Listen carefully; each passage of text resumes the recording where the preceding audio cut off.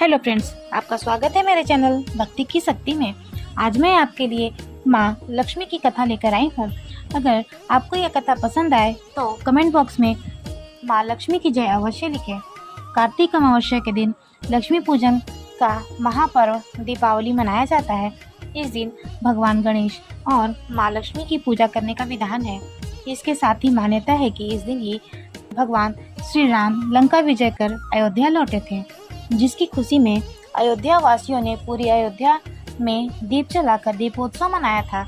इसी कारण हम आज भी दीपावली का त्योहार मनाते हैं। यह दिन माँ लक्ष्मी की पूजन के लिए विशेष महत्व रखता है। मान्यता है कि इस दिन लक्ष्मी माँ की विधि पूर्वक पूजा करने से सभी मनोकामनाओं की पूर्ति होती है। दिवाली के दिन माँ लक्ष्मी की पूजन में पौराणिक कथा व आरती पाठ जरूर करना चाहिए। ऐसा करने से पूजा सफल होती है और घर में सुख समृद्धि का आगमन होता है। आइए कहानी शुरू करते हैं। एक गांव में एक साहूकार रहता था। साहूकार की एक बेटी थी। साहूकार की बेटी हर रोज पीपल सींचने जाती थी। तब पीपल के वृक्ष से माँ लक्ष्मी प्रकट होती थी और चली जाती थी। एक दिन माँ लक्ष्मी ने साहूकार की बेटी से कहा, तुम मेरी सहेली बन जाओ। तब उस लड़की ने कहा, मैं अपने पिताजी से पूछकर बताऊंगी। साहूकार की बेटी अपने घर जाकर अपने पिताजी को सारी बात बताई। तब उसके पिताजी बोले, बेटी वे तो लक्ष्मी माँ है, हमें और क्या चाहिए, तुम लक्ष्मी माँ की सहेली बन जा। दूसरे दिन वह लड़की फिर से पीपल सींचने गई। तब माता पीपल के पेड़ से बाहर आई और बोली, मेरी सहेली बन जा। तो लड़की ने कहा, बन जाऊंगी, और दोनों सहेली बन गई। एक दिन लक्ष्मी माँ ने उसे खाने का न्योता दिया। घर आकर लड़की ने यह बात अपने माता पिता को बताई। मेरी सहेली ने मुझे खाने का न्योता दिया है। तब उसके पिताजी ने कहा, सहेली के घर खाना खाने जाना है, पर तुम संभल कर जाना। तब वह माँ लक्ष्मी के घर खाना खाने गई। तब माता ने उसे साला दो शाला ओढ़ने के लिए दिए, रुपये दिए, सोने की चौकी पर बिठाई, सोने की थाली में 36 प्रकार का भोजन कराई। जब वह लड़की भोजन करके जाने लगी, तब लक्ष्मी माँ ने उसका पल्ला पकड़ लिया और कहा, मैं भी तेरे घर खाना खाने आऊंगी। तो उसने कहा, ठीक है, आ जाना। वह घर आकर चुपचाप बैठ गई। तब उसके पिताजी ने पूछा, बेटी सहेली के घर से आ गई? तो बेटी बोली, हाँ पिताजी।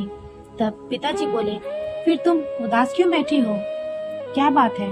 तब उस लड़की ने कहा, पिताजी मुझे लक्ष्मी जी ने इतना दिया, अनेक प्रकार के भोजन कराए, पर मैं उन्हें क्या खिलाऊंगी?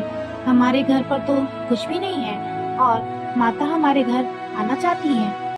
तब उसके पिताजी ने कहा, बेटी कोई बात नहीं है, हमसे जो बनेगा वो हम करेंगे। अब तुम जाओ और गोबर मिट्टी से चौका लगाकर घर की साफ सफाई कर लो। चौमुखी दिया जलाकर लक्ष्मी माँ का नाम लेकर और थोड़े लड्डू लेकर रसोई में बैठ जाना। लड़की साफ सफाई करके लड्डू लेकर बैठ गई। उसी समय उस नगर की रानी अपने तालाब में नहा रही थी। उस समय उसका नौलखा हार वहीं पर रखा पड़ा था।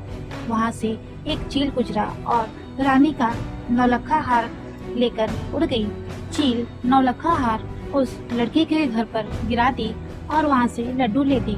बाद में वो लड़की हार को लेकर बाजार गई और उसे बेचकर कुछ सामान खरीदने लगी।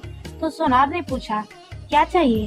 तब लड़की बोली, सोने की चौकी, शाला दो शाला दे दो, मोहरे दे दो, सामग्री दे दो और 36 प्रकार के भोजन तैयार हो जाए, इतना सामान दे दो। सारी चीजें घर लाकर उसने तैयारी की और उसने खाना बनाया। तब माँ लक्ष्मी गणेश जी के साथ उसके घर आई। उस लड़की ने चौकी डाल दी और बोली, आओ सहेली चौकी पर बैठ जाओ। तब माता लक्ष्मी ने कहा, चौकी पर तो मैं राजा रानी के घर भी नहीं बैठती, किसी के घर नहीं बैठती। तब लड़की बोली, मेरे घर तो बैठना ही पड़ेगा। फिर माता लक्ष्मी चौकी पर बैठ गईं। तब साहूकार की बेटी ने माता की खूब खातिर की। जैसे लक्ष्मी जी ने करी थी वैसे ही उसने लक्ष्मी जी की करी। लक्ष्मी माँ उस पर बहुत प्रसन्न हो गई। घर में बहुत रुपया एवं पैसा हो गया। साहूकार की बेटी ने कहा, मैं अभी आ रही हूँ, तुम यहीं बैठी रहना और फिर चलेंगे। लक्ष्मी माता गई नहीं, चौकी पर बैठी रही। उसको बहुत दौलत थी, तो हे लक्ष्मी माँ, जैसे आपने साहूकार की बेटी को दिया वैसे सबको देना। कहने वाले, सुनने वाले और पुकार भरने वाले अपने सारे भक्तों को देना। पीहर में देना, ससुराल में देना, बेटे पोते को देना। हे लक्ष्मी माता, सबका कष्ट दूर करना, सबकी मनोकामनाओं को पूर्ण करना। जय हो माँ लक्ष्मी की। दिवाली की पूजन विधि। लक्ष्मी पूजन की तैयारी सायंकाल से की जाती है। दिवाली पर सबसे पहले माँ लक्ष्मी और भगवान गणेश की मूर्तियाँ रखें। उनका मुख पूर्व या पश्चिम में रखें। लक्ष्मी माँ गणेश जी की दाहिनी ओर रखें। पूजन करता सामने बैठे। एक कलश को माता के पास चावलों पर रखें। फिर नारियल को लाल वस्त्र में इस प्रकार लपेटें कि नारियल का अग्रभाग दिखता रहे। फिर नारियल कलश पर रखें। यह कलश वरुण का प्रतीक है। 2 बड़े दीपक रखें, एक घी का, दूसरा तेल का। एक दीपक चौकी की दाईं ओर रखें और दूसरा माँ के चरणों के पास। एक दीपक गणेश जी के पास रखें। मूर्तियों वाली चौकी के सामने एक छोटी चौकी रखें और उस पर लाल वस्त्र बिछाएं।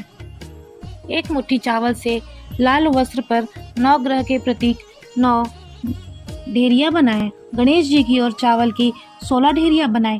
ये 16 मातृका की प्रतीक हैं। 9 ग्रह व षोडश मातृका के बीच स्वस्तिक का चिन्ह बनाएं। इसके बीच सुपारी रखें। चारों कोणों पर चावल की ढेरी रखें।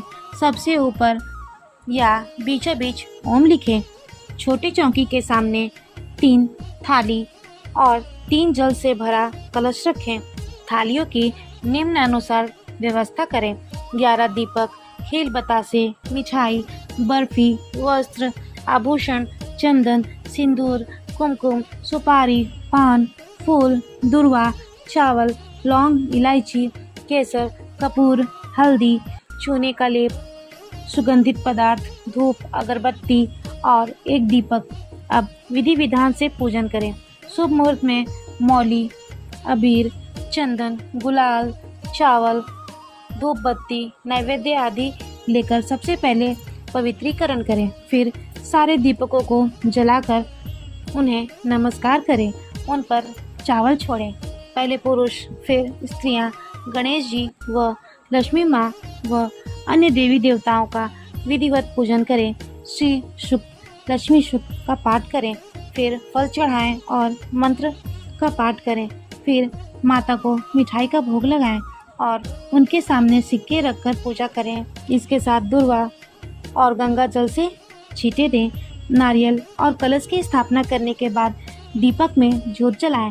फिर बही खातों की पूजा करने के बाद नई लिखने की शुरुआत करें। तेल के अनेक दीपक जलाकर घर के हर कोने में, तिजोरी के पास, आंगन और मुख्य द्वार पर रखें ताकि कोई स्थान अंधेरा न रह जाए। अंत में आरती करें। मिष्ठान, खीर, पकवान आदि का भोग लगाकर सबको प्रसाद बांटें। अगर आपको मेरी यह कहानी पसंद आई हो तो मेरे वीडियो को लाइक करें और ज़्यादा से ज़्यादा शेयर करें। धन्यवाद।